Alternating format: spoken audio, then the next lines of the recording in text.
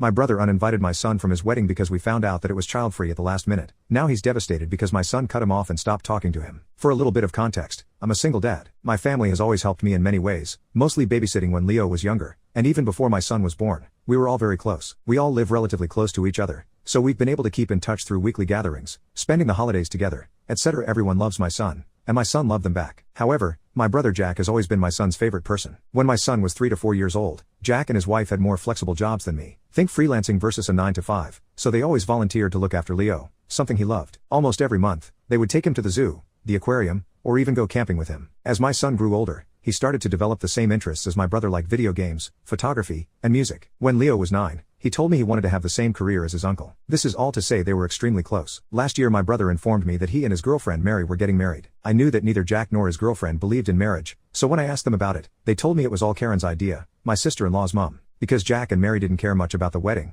and since Karen was paying for it, they let her plan everything, from the venue to the food, music, etc. Karen decided to plan a destination wedding at a fancy resort. In July of last year we received the invitation, and it was addressed to my son and me. I even had A+1 if I wanted. And as soon as the website went up, I tried to make a reservation for our hotel room. I should clarify that I had to call the hotel to make my reservation because the link wasn't working, and I couldn't risk not getting a room. When I received the email confirmation, it said room for 2 adults, but I didn't think much of it and assumed it was an error due to the language barrier with the hotel guy. I also bought the plane tickets for us around the same time. Fast forward to January, less than a month before the wedding, when my sister-in-law called me crying, saying that Karen had made a mistake with the venue. The resort was for adults only, so they didn't allow anyone younger than 16. My son was 13 at the time. I asked her if it would be possible for Leo and me to stay in another hotel, but they told me the whole resort was child-free, so my son wouldn't even be allowed to attend the ceremony or the reception. I was disappointed, and I told my sister-in-law I'd talk to my son about it. I knew how excited he was about his uncle's wedding, but she insisted both her and Jack wanted to tell him in person. Honestly, my son was devastated. He started crying as soon as he was told he couldn't go. He pleaded with them and even offered to give them all his savings so they could move the wedding. After 30 minutes, my sister-in-law got frustrated and just told him that he was being selfish and that this day wasn't about him. Leo eventually apologized and went to his room. After the wedding, my son just stopped talking to my brother. If Jack sent him a message, Leo would ignore it unless it had something to do with me. For example, he would only reply if Jack asked him to tell me something because he couldn't reach me,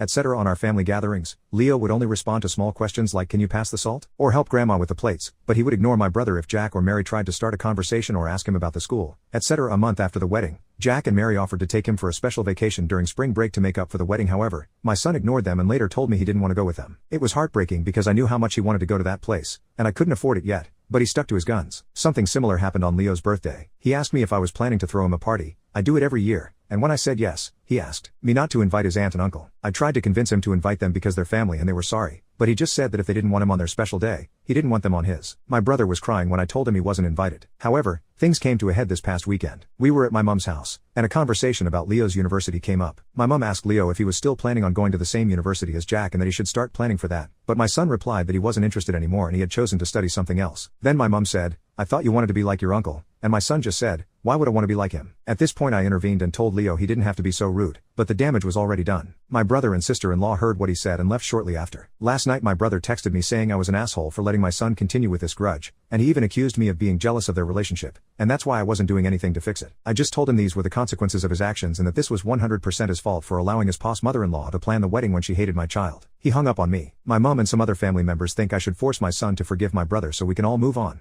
claiming there was no ill intent and it was just a small mistake. But I don't think I should. My son was hurt, and he should be allowed to heal and forgive them only when he's ready. So Ada?